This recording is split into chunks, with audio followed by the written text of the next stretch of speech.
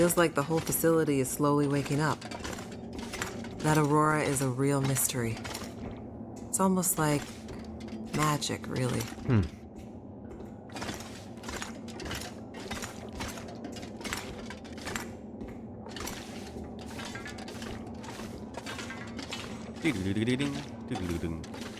Imagine the logistics involved in building this facility.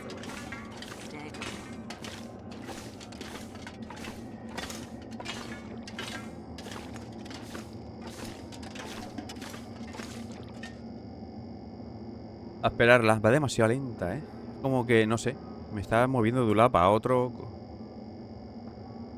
Llega.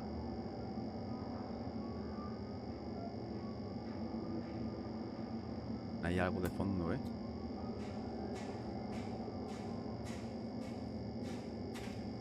Vale. The people who built this had no idea how important it would be someday.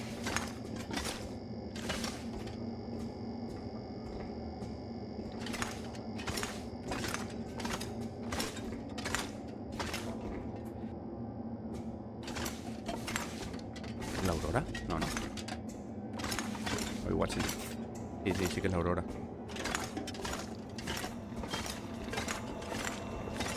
Well, well. Wow, sí, la There verdad que she sí, is. The Suzuki radio telescope. Está por detrás. Isn't she beautiful?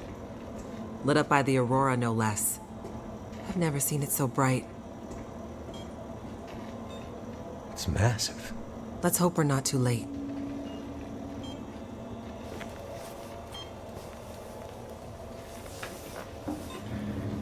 Okay, time to get this party started. There's a fair bit of interference. Keyboard is glitching a bit. Can't be helped, we're way past long shots at this point. Loading the program. Now. Are you in place? I'm seeing some spikes on the sensors at the peak. Shouldn't be long now. What do you need me to do? Okay, this is the tricky part. I'm gonna have to run the program and update the code in real time to modulate for the aberrant magnetic field and... Jace. So I'll be busy focusing on that. Meanwhile, once the telescope grabs a signal, we'll need to follow the source. The new data will help flush the buffers, and the data in the buffers will get pushed to Dr. Atwood's workstation for processing. It's an archaic system, but best I could do with 30-year-old technology. Vale. I'm still not clear on what you need me to do. You're a pilot, right? Yep. Know how to adjust your heading to follow a radar beacon? Yeah, I have a pretty good idea. Same principle. Grab the big metal wheels at the base of each leg of the telescope sensor assembly. You'll see a bunch of numbers around the edge. When my program outputs specific bearings, I'll shout them to you. And then you have to find a way to match those bearings as quickly as you can. Sounds easy enough. The timing has to be perfect. Got it. Like, exactly perfect. I hear you loud and clear. Did you say you got here after crashing your plane? Don't start. Get ready. I'm seeing some power spikes. Something big. It's happening. O sea, imagino que tendremos que salir. Get ready, Mackenzie.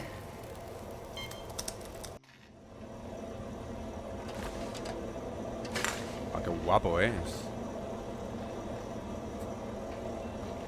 Tiempo restante. Usa el telescopio para que... ¿Pero dónde la ajusto? Aquí, ¿no? Vale. What a mess. Look for the wheel, Mackenzie. Busca un volante, Mackenzie, vale. Volante, volante, aquí. ¿No? Ah, por aquí.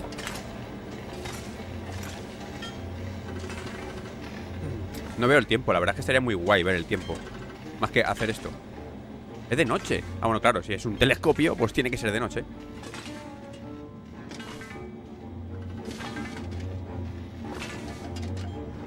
No puedo correr aquí.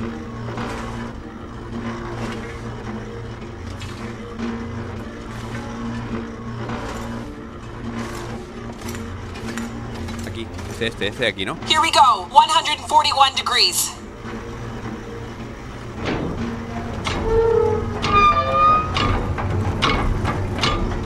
Bueno, sí, igual sí, ¿no? ¿Me valdrá? A ver. ¡No! Vale. 141 grados. Ahora sí que tengo tiempo ahí.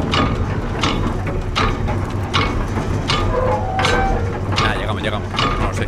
Igual sí, igual no, ¿sabes?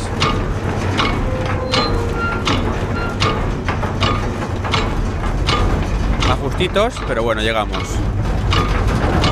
141.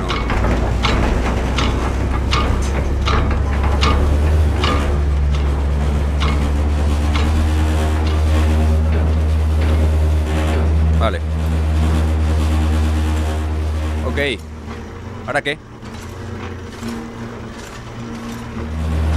13 minutos.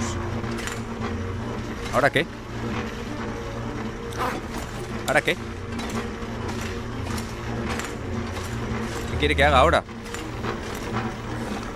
Vamos a la siguiente habitación, venga. Aquí cosas.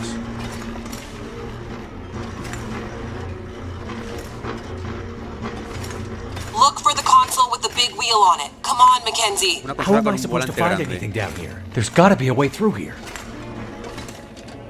Arriba. The dish is huge. That's it. We're getting close now. 67. Keep going. Okay, 67 degrees. Sí.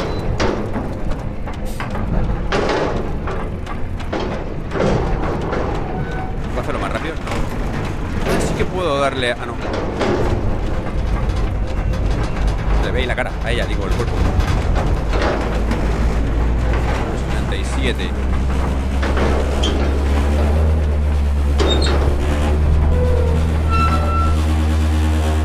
Vale. Jace? Everything okay over there? Don't worry. Keep going. Last bearing incoming. Come on, you sweet, sweet program. Don't let me Siguiente. down.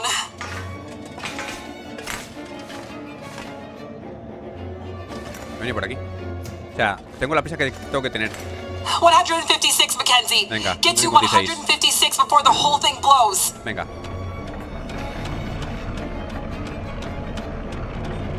No. Claro, aquí no puedo darle. Le puedo dar, pero no va más rápido. Vale, ¿100 cuánto? ¿Me ha dicho? 156. ¿Dónde estaba antes yo? Por ahí es por donde he salido. 156. No sé, mira esto. 56. Me he pasado. Ok. Now, Mackenzie.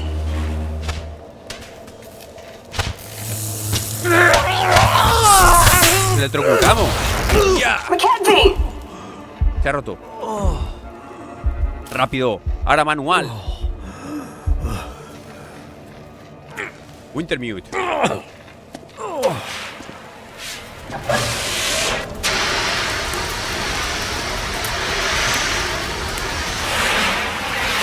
The program? She did the most any program can hope to do. Her job. Now let's hope Dr. Atwood got what she needed. Because this gear is toast. 15 minutos para eso que acabamos de hacer. ¿Nos han sobrado 10? It's coming now. All the data just flooding out of the buffers. It worked. God damn it, it worked. Oh, thank goodness. I'd hate to have to restart my PhD. You did brilliant work, my girl. Absolutely brilliant. We just need to keep the data flow. Ensure it comes in a continuous flow, uninterrupted. How long before the data is ready for analysis? These are old systems, and it takes a while for them to crunch through the numbers. It'll be hours before we'll... Well, shit. What the hell just happened? It's not the power this time. Geothermal plant's still showing up green on the board. Some kind of overload, or emergency shutdown. Venga, ¿qué nos toca hacer ahora? What now? Now we do this the old-fashioned way. We start combing through the numbers. I'll get us some light. Una vela. Do you see anything that would indicate the level of K-index we might expect to... Shush, girl. Let me read. Do you want me to grab a printout and I... Could it be a G10? Is there something I can do to... Aha! Here it is. Here it is. Yeah. There it is. What do you see? It can't be. That silly old British bastard was right. He just never knew how right he was. Why did it have to happen in our time? British bastard? Please explain.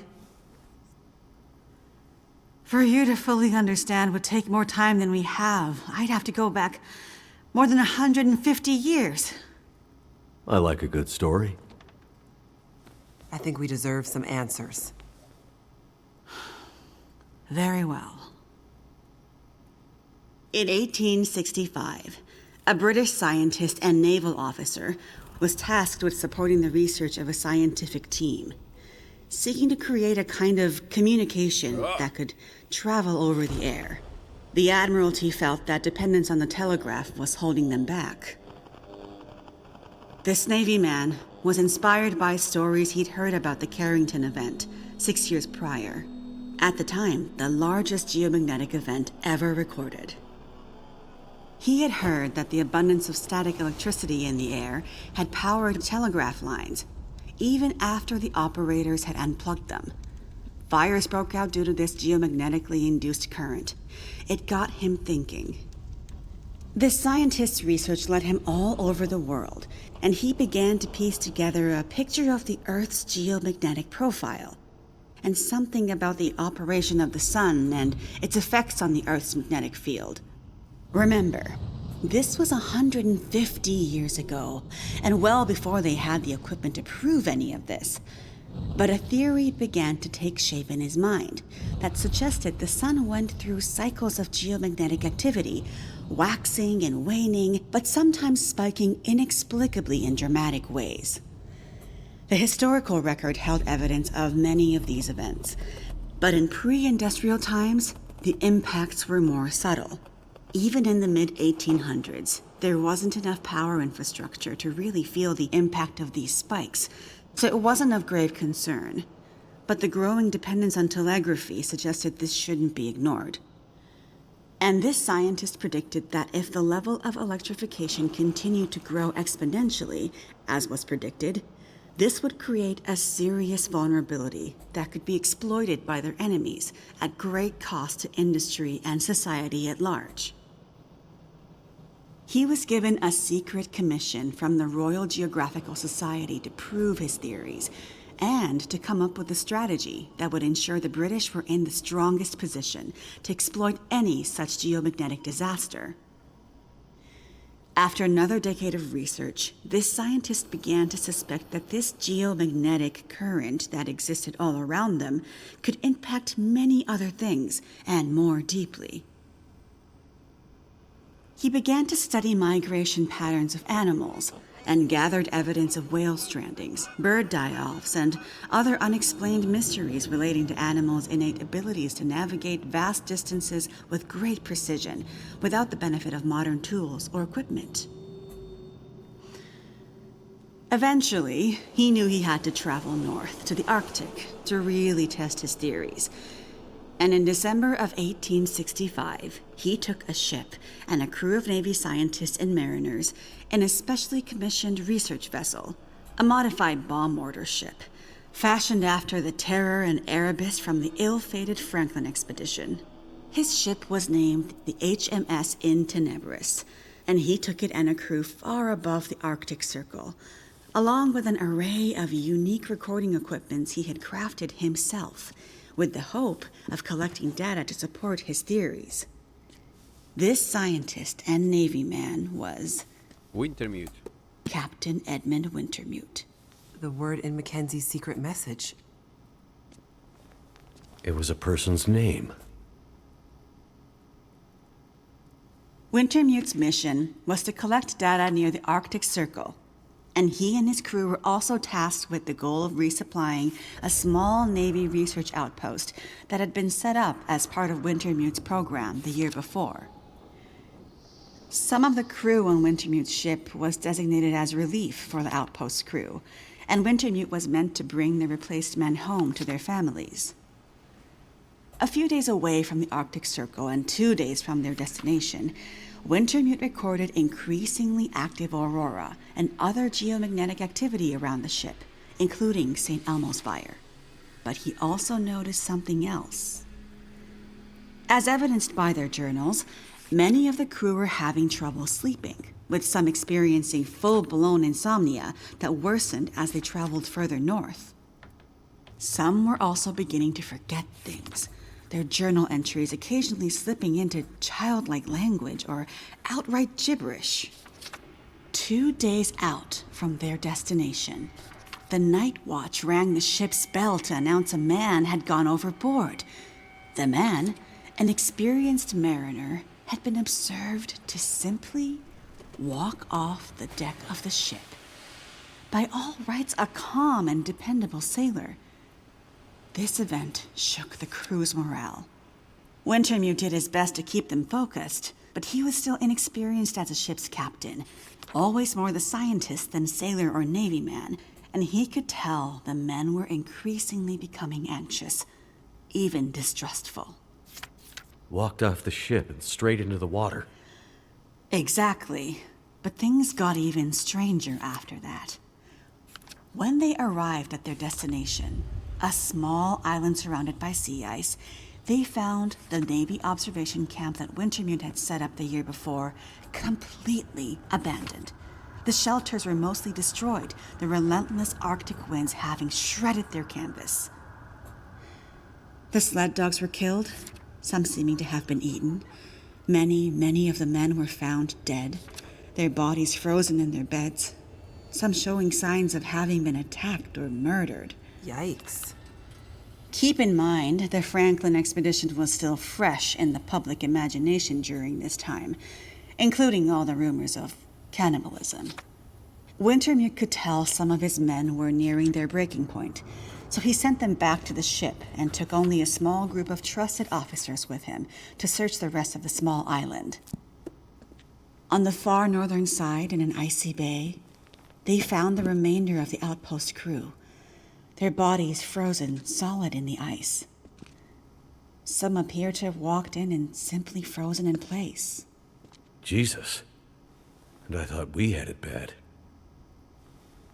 Not wanting to lo que vi a Astrid. completely abandon his research, but Parecido. also recognizing the fragility of his situation, Wintermute kept a small group of trusted and hardy men with him. He offloaded sufficient provisions and equipment for them to survive up to 6 months, and sent the crew and the Intenebris back to London, with the request that they send a rescue ship to pick them up. That's dedication. But what does it have to do with our data? I'm getting there. Months later, the relief ship returned to find only Wintermute remained. He had left books of scrawled notes, data he had gathered using his novel devices, sketches and observances of the men he had kept with him, and a detailed diary outlining their slow but progressive decline into a kind of fugue and madness. Wintermute was accused of murdering the men, brought back in shackles, and once back in England, summarily court-martialed and committed to a sanatorium. His equipment, journals, and the data therein were hidden by the Admiralty, and the Royal Geographical Society renounced Wintermute's membership and denounced his research, claiming he had gone rogue. His work disappeared for over a century, until I dug it up. Why haven't we ever heard this story before? Exactly the question you should be asking. I had encountered odd and inexplicable references to his research, but always leading to dead ends. I finally managed to get my hands, through no small feat of my own canny research and a dogged determination, I might add, on a few of his earlier papers. It wasn't easy, believe me. A woman, let alone a woman who isn't white, had to work 10 times harder to get access to this material, but I managed to do it. I spent the next 20 years piecing it together, tracing the fingerprints of Wintermute's theory, collecting his data, analyzing, and then adding to his research with research of my own using increasingly modern equipment. And the more I dug, the more data I collected, the more worried I became. Because not only had Wintermute's original fear come to pass, that the world had become dependent on the electrical grid, a technology that would easily be taken offline should any Carrington-level geomagnetic event occur. But even worse, that the Carrington event of 1859 was like a tiny spark compared to the massive, overwhelming storm that might come in the future. I started to talk to others about this, but of course people thought I was crazy. They ignored me at first, then started to denounce me, and then ostracize me. Until I eventually found myself so far on the fringes of accepted science that I was entirely isolated, with nobody to trust, nobody who would believe me. I lost my job, my marriage failed, all my academic credentials were thrown into question. Ah, this explains something about your reputation, Dr. Atwood. Nobody would believe me, except for John, who you met as Jeremiah, Mr. Mackenzie. He was a young corporal in the Canadian military when I first met him. Handsome, Hostia. as I recall. It's a long story on top of an already long story, so I won't tell it all here. But the important thing was he was stationed at a radar observation post along the dew line, far north, and started to observe some strange things of his own. He followed the trail, which eventually led him to me. And when we got together, there were sparks, I tell you. To be believed by someone, it was like a drug. We worked to uncover more data, and he kept his eyes and ears open, using his military connections to gather more information carefully. A ver qué pasa. And he moved up the ranks, but always stayed under the radar, putting his career aspirations aside to ensure he could stay close to the facilities we needed access to. But it was never going to last. At one point, he was caught accessing some classified data shared with our NATO allies, and they thought he was spying for the Russians, so they put him in military prison. And we lost touch. Years later, he actually found me here, at the radio telescope. He was a changed man. His fire was gone. They'd somehow broken him. He said he still believed, but he couldn't be part of this journey. And that's the last time I saw him. Lo encontraremos. That was more 20 than años. 20 years ago. I can't believe he's still alive. And on Great Bear, no less. You can't possibly believe that's some kind of coincidence. Jeremiah being here. What are you suggesting? Isn't it obvious? He stayed here for you, to be close to you, to keep Jeremiah. watch. He's Era been here él. ever since, close by, in case you might need him. And as soon as he saw the aurora and what it could do, he knew. He saw the signs. When I met him, he was nearly killed by a bear. And when I left him, he was still not much more than half alive. Otherwise, I'm sure he would have come here himself. But he sent me to warn you. He made me promise. And he knew by then what that promise would mean. He sent you in his place. And it's a good thing he did, because now we have the final piece. This is the answer we've been looking for all these years. Do we finally have it? I think we do, dear. I'm not following. All my research here, and Jace's since she joined me, has been to try to anticipate, to get ahead. Ahead of what? The next big Carrington-level event. The thing Wintermute spent his life also searching for. And others, lesser scientists, industrialists, crackpots, even here on Great Bear. The island's unique geologic strata and northern latitude created a perfect test bed for geomagnetic research. Even a few decades ago, a German industrialist named Rudiger. But that's not important. Dr. Atwood, do we know the terminus? We do, my dear. ¿Cuál? And when is it coming? Do we have time to prepare? No, dear. It's already too late. It's already started. What does that mean? It means we're in a new geomagnetic normal. What you've seen so far is really just the beginning. Things will get much worse from here on out. But how long will it last? Carrington was over in a few days, weeks at most. Oh, this is much bigger than Carrington. How long, Doctor? I hesitate to say. With the data I have, I can only offer Una a horquilla muy vaga, a ver qué vague dice. range. Entre una semana y varios 40 meses. to 400 Mira, ¿ves? Hours? Days? years. Wintermute tried to warn us 150 years ago, but nobody listened. And now we're at the very beginning of a geomagnetic storm, a disaster of such proportion we've not seen its like in recorded history.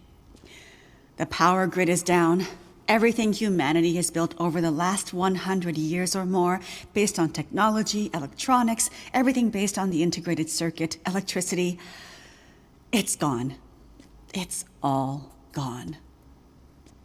Nature is changing, and soon we'll begin to see the impact on people. We won't emerge unscathed. And this period of darkness will last from 40 to 400 years. A new dark age. The long dark. And what humanity will exist on the other side of it, I cannot even begin to guess. Then I need to warn her. I need to get to Perseverance Mills. You're talking about your ex-wife, the doctor? Astrid will be there. And she needs what's in this hard case. What's in the case, and what kind of doctor? She's a researcher. Insomnia, memory loss, fugue states. I think le pasa a la gente. she stole some experimental meds. She's trying to help a friend, a child that's suffering from some mysterious illness. I'm not sure. Go to her. Regardless of what's in the case, you can bring her here. Her and anyone else you care about. We have to think about the survival of the species now. But what can we possibly do here? Oh, Jace, my silly girl. Have you forgotten what this facility is built on? I just know it's some government thing. Before it was repurposed for use with the radio telescope, this was an observation post for monitoring satellite communications. Mostly American, Russian, some Chinese, Cold War stuff. But why here? Who would think we'd be spying from here? Exactly. A few floors below us are the magnetically shielded dorms and storerooms designed for the folks who used to live and work here, back in the Cold War. The whole place is basically a big bunker. Cuánto lore más Right. guapo están And metiendo, the team that built the Me encanta. geothermal plant left Baje muy various supplies concentrado. behind. Exactly. There's probably enough dry rations and assorted supplies there to feed dozens of people for a couple of years. Survival of the species, huh? I'm afraid so. Then I better get to it. Vale. Encuentra a Astrid en los molinos de perseverancia. O sea, nos tenemos que pirar. Y ahora mismo con lo que vamos, te diría que... Vamos muy justos. Y creo que no tenemos que pillar nada. Vale. No tenemos nada de basura. Vamos bien. Creo que con esto, creo que vamos bien. Ante el continente acentuaron aún más su aislamiento. ¿Por qué voy con sobrepeso? No entiendo por qué voy con sobrepeso. ¿Por cansancio?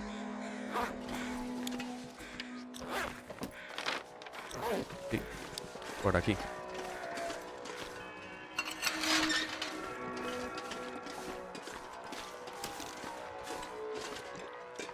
Recargamos. ¿En serio me haces ir ahora con sobrepeso?